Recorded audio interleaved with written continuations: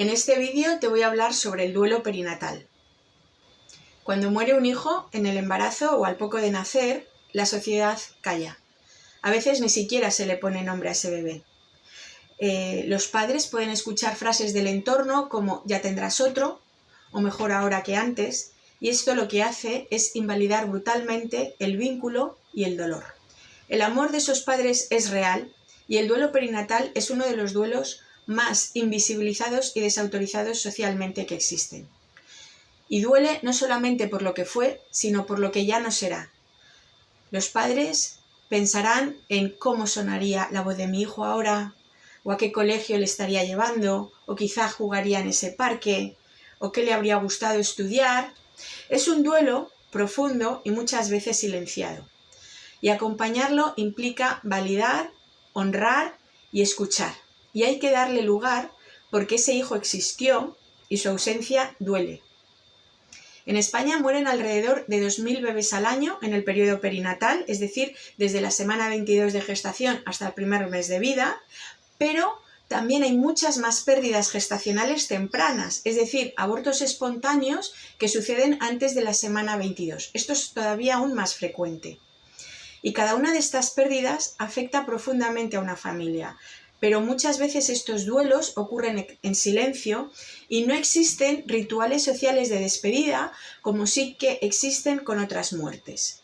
Por ejemplo, si un adulto fallece, pues hay un funeral, una esquela, unas condolencias o pésames públicos, pero cuando muere un bebé en gestación o un recién nacido, muchas veces no se realiza ningún rito visible.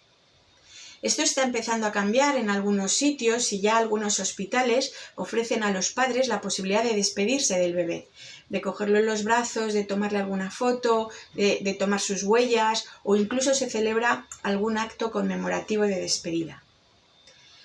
Quienes pudieron ver al bebé fallecido suelen quedarse con esa imagen como recuerdo y esto les ayuda a aceptar o a iniciar el proceso de aceptación, pero los que no pudieron verlo quieren a veces escribirle una carta o guardar un test de embarazo, una ecografía, porque es una manera que tienen de honrar su memoria y de ir avanzando en un proceso que probablemente dure toda la vida. Cualquier rito simbólico que les haga sentir que honran la vida del bebé, la vida de su hijo, puede ser útil. Y por supuesto cada persona es distinta. Habrá quien prefiera no hacerlo y hay que respetarlo, pero también habrá quien quiera expresar de alguna manera su dolor. Esta ausencia o escasez de recuerdos tangibles con el hijo fallecido hace que los padres, al salir del hospital, con los brazos vacíos, les hace pensar que no tendrán estas fotos o estos recuerdos, estas anécdotas, y pueden temer que los recuerdos se diluyan. Y también les pueden surgir preguntas difíciles, como por ejemplo, ¿éramos realmente papá y mamá? ¿O cómo este bebé va a formar parte de la familia? Y algunas parejas ni siquiera saben si hablar de él, del bebé, o si no hacerlo con otras personas. Emocionalmente, a las fases habituales del duelo, aquí se suma una enorme culpa, porque especialmente, sobre todo en el caso de la madre, a veces tiene pensamientos del tipo mi cuerpo falló o se preguntan, ¿hice algo que pudiera causar la muerte del bebé? Y esto ocurre porque socialmente tenemos la idea de que todo embarazo debe llegar a buen término y que cuando no ocurre, los padres, o sobre todo la madre, pueden llegar a sentir que fracasaron en proteger al bebé. O también pueden sentir vergüenza o miedo de que los demás, el entorno, les juzgue, porque pueden a lo mejor saber que hubo pues un aborto anterior o que hicieron algo incorrecto para que, digamos, no terminara bien el embarazo. Además, el silencio y el estigma que han rodeado tradicionalmente el duelo perinatal hace que muchas parejas esto no lo comenten con nadie. Y esta falta de expresión lo que puede hacer es generar todavía un duelo más prolongado o más complicado, como te explicaba en el vídeo sobre tipos de duelo. Porque aunque pueda parecer que no hablar del duelo a corto plazo está evitando el dolor, a la larga pasará factura y, como hemos dicho, ya sea con síntomas psicológicos o somáticos. Por ejemplo, algunas mujeres que se quedan embarazadas y no procesaron un duelo perinatal del pasado, muchas veces sufren ansiedad o tienen un miedo intenso, incluso depresión, durante el embarazo actual por el trauma no resuelto de la pérdida anterior. Además, este duelo puede generar dinámicas muy diferentes en la pareja. Mientras que uno de los miembros puede buscar rápidamente cómo retomar la vida, el otro puede necesitar tiempo, silencio y respeto. Y este duelo perinatal produce muchísimas rupturas de pareja. Por eso es crucial acompañar con sensibilidad y ayudar a cristalizar la pérdida.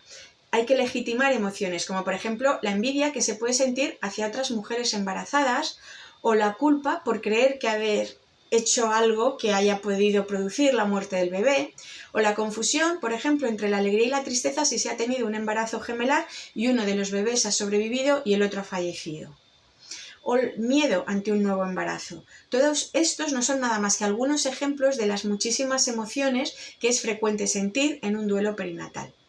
Y también puede ocurrir que este duelo se mezcle con otros anteriores, ya sea, por ejemplo, abortos que se hayan tenido en el pasado, voluntarios o involuntarios, pero que no se han elaborado. Para afrontar el duelo perinatal es necesario reconocerlo abiertamente, como un duelo válido. Los padres y su entorno deben saber que tienen todo el derecho a llorar a su bebé, a llamarlo por su nombre, porque seguro que pensaron en un nombre, a incluirlo en su historia familiar, porque siempre será el hijo mayor o el segundo nieto, pero va a tener un lugar en esa familia que debe ser respetado y nombrado. Es fundamental no silenciar la pérdida. Hay que hablarlo con quien se sientan cómodos y permitir que la pena se exprese. Y también es muy recomendable buscar apoyo emocional, por ejemplo, de otros grupos, otros padres que se reúnen para darse apoyo mutuo porque emocionalmente están atravesando por una situación y una experiencia similar. Muchas personas se encuentran un gran consuelo en hablar con otras parejas porque sí entienden por lo que están pasando y no minimizan su dolor. Incluso a veces se organizan rituales colectivos, como puede ser la conmemoración del Día del Bebé Perdido, o se sueltan globos, o se encienden velas con los nombres. Todo esto ayuda a dar un espacio a ese dolor y necesitamos ese espacio social. También es importante que la familia y los amigos de los dolientes muestren empatía y validación. Por ejemplo, en vez de evitar el tema, pueden preguntar con delicadeza cómo se encuentran, pueden usar el nombre del bebé para hablar de él y reconocer que ha habido una pérdida real. A veces los allegados no dicen nada por miedo a hacer daño, pero en general este silencio no ayuda y los padres suelen agradecer las palabras de apoyo, aunque sea simplemente estoy aquí para lo que necesites. Eso es mejor que un silencio bien intencionado. Si pasados unos meses los padres notan que el dolor sigue siendo exactamente igual de agudo que al principio y no pueden avanzar, es muy importante que empiecen a pensar en buscar ayuda profesional especializada. Si su vida, su rutina se ha visto gravemente afectada o si ya se está diagnosticando una depresión profunda, hay que buscar ayuda. La psicoterapia de duelo perinatal puede proporcionar ese espacio seguro para expresar las emociones que temen tanto admitir, porque el duelo perinatal existe aunque la sociedad no lo vea. Y el mensaje que debemos trasladar es: no estás solo, no estás sola y no tienes que ocultarlo. El duelo perinatal merece la misma comprensión y respeto que cualquier otro duelo.